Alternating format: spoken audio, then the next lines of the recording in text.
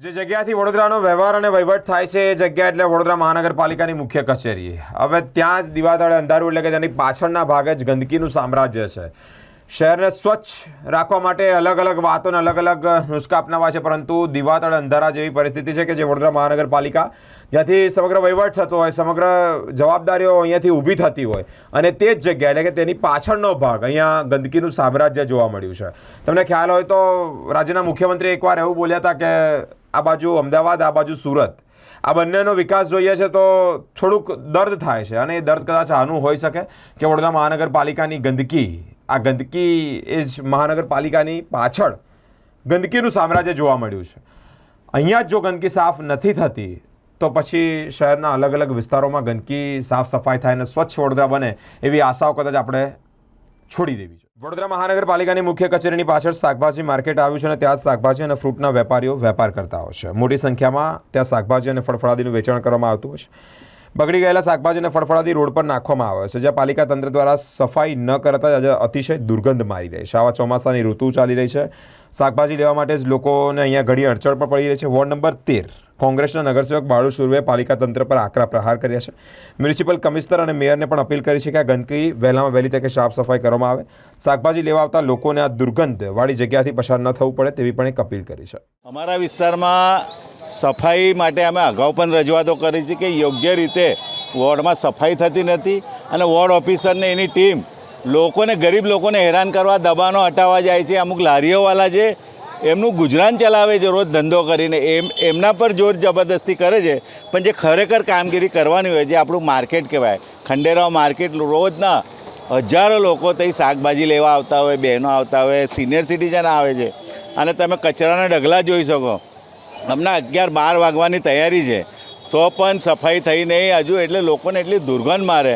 લોકો જે 2 વ્હીલ લઈને આવે, કોઈ સ્કૂટર લઈને આવે, એક્ટિવા લઈને આવે, પડી જાય. રસ્તો તમે જોઈ શકો. અને એટલો કીચડ છે, એટલી દુર્ગંધ મારે, યોગ્ય રીતે સફાઈ નહીં થતી. આ એક છે એસએસસી બોર્ડ પાસે પણ આવી જ પરિસ્થિતિ છે. લોકો ત્યાંથી ચાલી ના જઈ શકે. વિસ્તારના લોકો આને ફક્ત ને ફક્ત કાગળ પર એવું બતાવે છે, આટલા કરોડોનું કામ કરી દીધું, એટલી સાફ સફાઈ કરી દીધી, સ્માર્ટ સિટીના નામ પર કરોડો રૂપિયા ખર્ચો કરી નાખે છે. પણ જે ખરેખર લોકો માટે સવલત જોઈએ, લોકો માર્કેટમાં રોજ જે આવવાના હોય શાકભાજી લેવા, પણ એમની પરિસ્થિતિ આવી દુર્ગંધમાંથી, કીચડમાંથી, આવી ગંદકીમાંથી એમને જવું પડે છે. તમે જોઈ શકો, નાના બાળકોને લઈને આવે, સિનિયર સિટીઝન આવે, બહેનો આવતી હોય મારી. એટલે ખરેખર આવી જગ્યા દિવસમાં 3-4 વખત સફાઈ થવી જોઈએ. લોકો સારી રીતે આવી શકે. તમે આ દુર્ગંધમાં કેવી રીતે, અને શાકભાજી લેવા આવે, અને શાકભાજી લેવા આવા દુર્ગંધમાં આવવાનું ના. વોર્ડ ઓફિસર ફક્ત ને ફક્ત મોટી મોટી વાતો કરે છે. અમારી એવી માગણી છે કે અમારા વિસ્તારમાં કોઈને પણ કોઈ પણ મુશ્કેલી ના પડવી જોઈએ. જે આ સફાઈ જે કે એક જ ટાઈમ કરતા હોય છે તો વહેલી તકે એને સવારે વહેલી તકે કરવી જોઈએ, તો લોકો સારી રીતે આવી શકે. 12 વાગ્યા સુધી તમે સફાઈ નથી કરતા. એટલે અમારી એવી માગણી છે કે આની કામગીરી વહેલી તકે કરવી જોઈએ, એવી અમારી માગણી. પ્રી મોન્સૂનની કામગીરી એવું કહેવામાં આવે કે 100% પતી ગયેલી છે, લાગી રહી છે તમને આપણા વોર્ડમાં કે કોઈ પણ જગ્યાએ? અમારા વોર્ડમાં પ્રી મોન્સૂનની કામગીરી ફક્ત અને ફક્ત કાગળ પર થઈ છે. થોડા દિવસ અગાઉ પણ અમે રજૂઆત કરીને, જેવો વરસાદ પડ્યો તમે જોઈ શકો, 3-4 જગ્યાએ તો ભૂવા પડી ગયા, પાણી ભરાઈ ગયું. અને અમુક જગ્યા તો હજુ ઢાંકણ પ્લાસ્ટિક પેલું લગાવેલું હોય વરસાદી કાચ પર, હજુ ખોલી નથી, તો સફાઈ કરવાની તો કઈ વાત આવી. એટલે અમે અગાઉ પણ રજૂઆત કરી હતી. ફક્ત એવું કહેવામાં આવે છે, ચેરમેન એવું કહી દે છે કે કાગળ પર અમે 80% કામગીરી કરી. એક જ સામાન્ય વરસાદમાં આખા વડોદરામાં તમે જોઈ શકો ભૂવા પડી ગયા હતા. કેટલા લોકો પડી ગયા અંદર, કેટલા લોકોને નુકસાન થયું. અને ફક્ત ને ફક્ત કાગળ પર એવું બતાવે છે.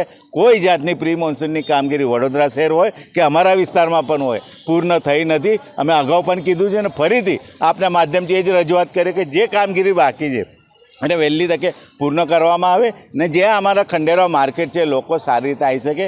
એટલી દુર્ગંધમાં તો કોઈ આવી ના શકે, પણ લોકોની મજબૂરી હોય, લોકો શાકભાજી લેવા આવવું પડે, પણ આવા કચરામાં આવવું પડે છે લોકોને. એટલે અમારી જે કંઈ વોર્ડ ઓફિસર હોય, કમિશનરશ્રીને અમે રજૂઆત કરીશું, પત્ર લખીશું કે જે અધિકારીઓ એને વહેલી તકે સૂચના આપી દેવામાં આવે. અમારા વિસ્તારમાં સારી રીતે સફાઈ થવી જોઈએ, એવી અમારી માગણી છે.